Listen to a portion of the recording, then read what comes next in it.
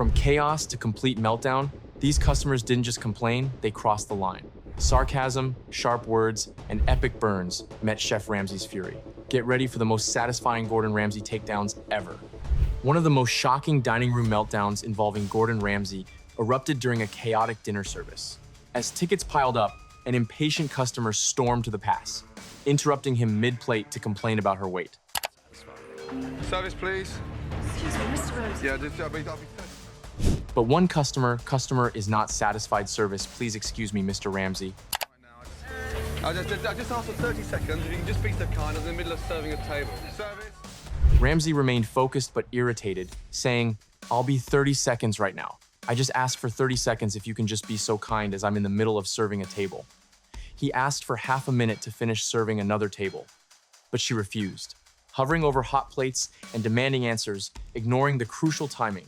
Taking your breath off my hot plate. Yeah, look at that. How can I serve food with those fucking things there? Chicken.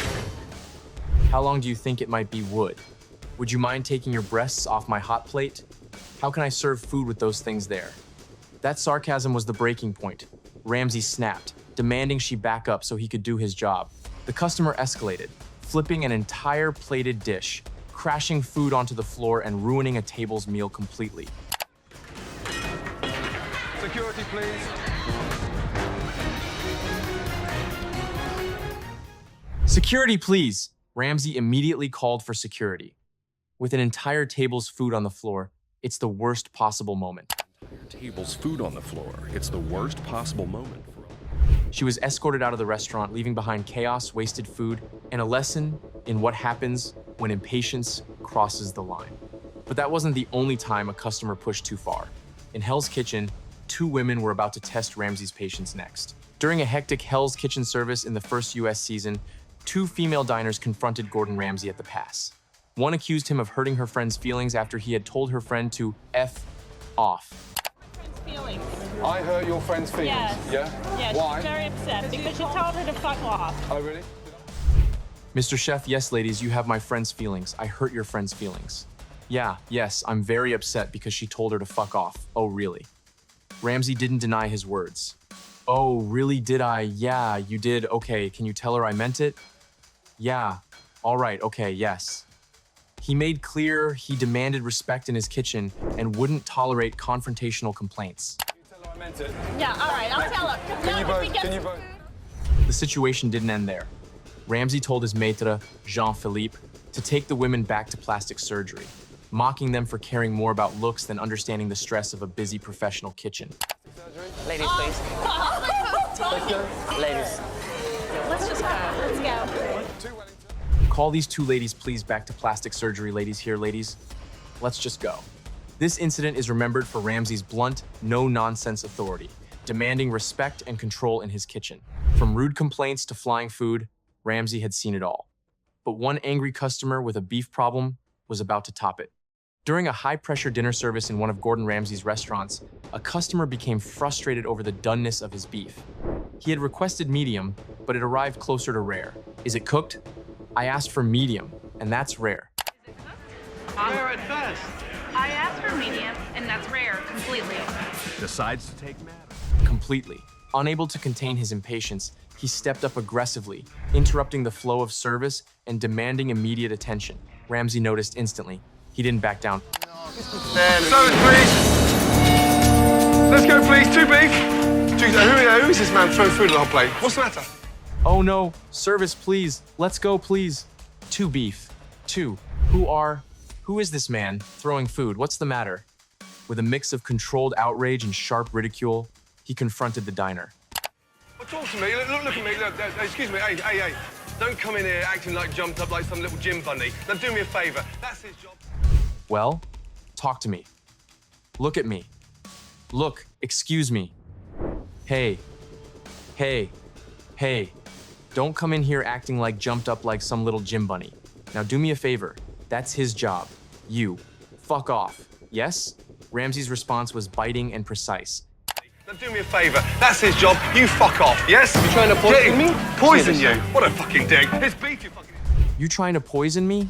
Poison you? What a fucking dick. It's beef, you fucking idiot. You eat tartare. You've never heard of that, have you? It's low-grade beef at best. It's low-grade dog food at best. But Ramsay's approach wasn't only about insult. He used the moment to teach. Standing there like some fucking jerk. Stand strong, buddy. Stand nice and strong. Push your arms out. You look like a fucking quail. Standing there like some fucking jerk. Stand strong, buddy. Stand nice and strong. Push your arms out. You look like a fucking quail. He made it clear, chaos isn't welcome. Respect is mandatory. And his team and dinner would survive only under his control. If you thought that was bad, wait until you see what happened when an entire restaurant refused to listen to anything Ramsay said. Amy's Baking Company was a small restaurant in Scottsdale, Arizona, run by Amy and Sammy Buzaglo. When Gordon Ramsay came to help improve their struggling business, he found out the problems were much bigger than just the food. I'm stopping all the food. No, I'm not, wait, no, Amy, I'm no. not, I'm not You're making anything finished. else. No, why? It has to go to the freaking trash. I'm stopping all the food. No, I'm waiting, I don't know. I'm not missing anything else. No, why it has to go to the freaking trash. The owners would not listen to advice or accept any criticism. From the start, Amy and Sammy yelled at customers, blamed bad reviews on haters, and refused to admit anything was wrong with their food or service. Even you don't know what is wrong with it. Okay, if you came to eat to enjoy, then you should. I don't know if you don't know what is wrong with it, okay? If you came to eat to enjoy, then you should know what you like to eat, sir. Sammy even admitted on camera that he kept the waitstaff's tips for himself. Sammy, Yeah. you cannot take servers' tips. Then bring me the people who's going to do their job, and I don't have to interfere. They can take the whole tips for them. Amy, you cannot take servers' tips. Then bring me the people who is going to do their job, and I don't have to interfere. They can take the whole tips for them. Instead of taking Ramsay's advice, the couple became defensive and argued with him. Burger was soggy as anything. I have never had a problem with that hamburger. Burger was soggy as anything. I have never had a problem with that hamburger ever. They criticized anyone who disagreed with them, making the restaurant a tense place for both staff and customers. In crisis with a delusional owner that can't take criticism. So I'm going to tell you as it This is a restaurant that is in the crisis with a delusional owner that can't take criticism, so I'm going to tell you as it. because the boss wants his car cleaned. And then witnessing over 50 staff being fired in that short period. They have to clean cars in the middle of service because the boss wants his car cleaned, and then witnessing over 50 staff being fired in that short period of time. The situation got so bad that Ramsay did something he had never done before. He walked out without helping. I can't help people that can't help themselves and cannot ever take 1 ounce.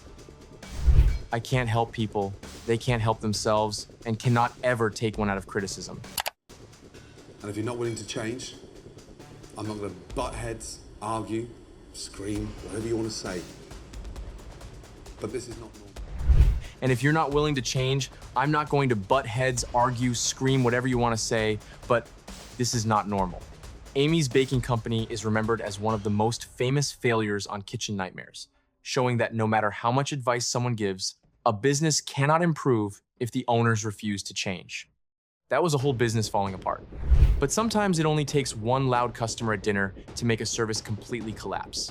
What began as a normal dinner service quickly turned tense when a table loudly criticized the food. One woman called the meal terrible, saying even her dog could eat better.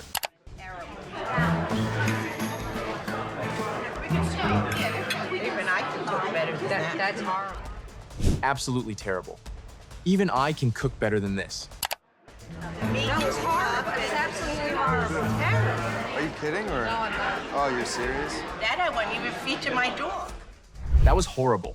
That was absolutely horrible. Are you kidding? Or no, I'm not. Oh, you're serious? That I wouldn't even feed to my dog. She insisted that everyone at the table hated their dishes and complained that her husband's steak was too tough to enjoy. And I start hearing the complaints. It was almost too bad to be true. You need to get feedback.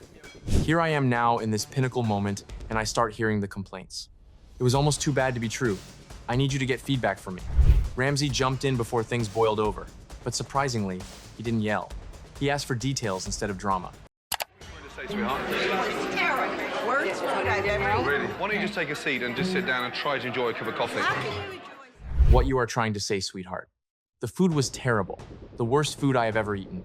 Why don't you just take a seat and just sit down and try to enjoy a cup of coffee? But the woman refused to back down. My husband is starving, number Right. one. We sent Okay. him back. Okay. My steak was tough.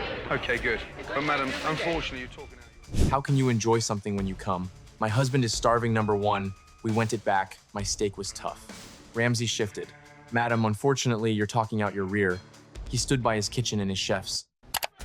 Watch your mouth, sir. Oh, really? I don't But care you're just who walking you around looking for think trouble. You are. Why don't you just sit down and stop trying to cause trouble?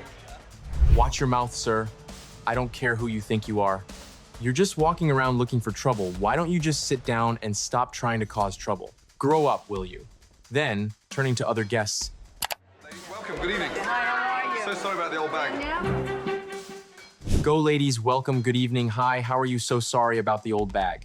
The argument heated up, but Ramsay soon apologized to nearby guests and restored calm so service could continue. Now imagine someone eating an entire dish and then demanding answers about what was missing from the start. Dinner service was finally running smoothly. Orders were moving, plates were going out, and the kitchen was in a good rhythm. Then suddenly, a customer complained that there was no pumpkin in his pumpkin risotto. There's no pumpkin. I don't see any pumpkin. Seems to be a problem here. Where's the pumpkin? I don't see any pumpkin. Seems to be a problem here. There's no pumpkin. There's no pumpkin. There's like a little thing. There's no pumpkin. That sounded fair at first, except he had already eaten almost the whole dish. Jean-Philippe calmly asked why he finished it if it was that bad. You don't want it, but you finished it almost. Service, please. Pick up. There's no pumpkin in it. Yeah. This is like ordering risotto with no rice. I don't want it. You don't want it. Well, you finished it almost. Service, please. Pick up. There's no pumpkin in it. Yeah, this is like ordering risotto with no rice. Instead of asking nicely for help, he kept interrupting and even walked up toward the pass while the chefs were working. Let me just serve this table. Why is there no pumpkin in my risotto? Right, can you get out of the way? One spaghetti, one risotto. Yes? Oh, are you going to always be that? Let me just serve this table. Why is there no pumpkin in my risotto? Right. Can you get out of the way? One spaghetti, one risotto. Yes? Oh, are you always going to be that rude and interrupt when I'm trying to talk? Ramsay told him to wait. The man kept pushing. Finally, Ramsay lost patience. Right, well, I'll get you more pumpkin. I'll ram it right up your fucking ass. I just want more pumpkin. That's all I want. Right. Well, I'll get you more pumpkin. I'll ram it right up your fucking ass. Would you like it whole or diced? When he continued causing trouble, Ramsay called security. Can we get security and get Knob back to the seat, please, yeah? Can we get security and get Knob back to the seat, please? Any more pumpkin? The moment stands out because Ramsay isn't yelling for no reason. He's defending his team and keeping control of his kitchen. Gordon Ramsay doesn't let disrespect slide, whether it's on Hell's Kitchen or in his restaurants. He defends his team with sharp wit and total authority. Loved watching him roast entitled diners? Hit like, subscribe, and comment your favorite Ramsay moment to join the fun and never miss his epic takedowns.